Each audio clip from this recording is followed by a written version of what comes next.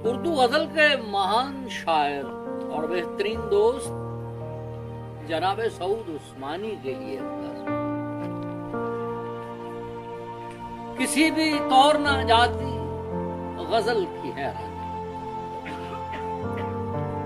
जो गुफ्तगू नहीं करते सऊद उस्मानी। एलोहे इश्क मुझे तेरे बामो दर की कसम, चराग होते समय आईने में ढलते समय, वजूदे वक्त में जितनी भी थी कदर, मुझे खुदाए सुखन की कसम सुखन ने कहा, अदब से सुनिए कि ये है सऊद उस्मानी, अदब से सुनिए।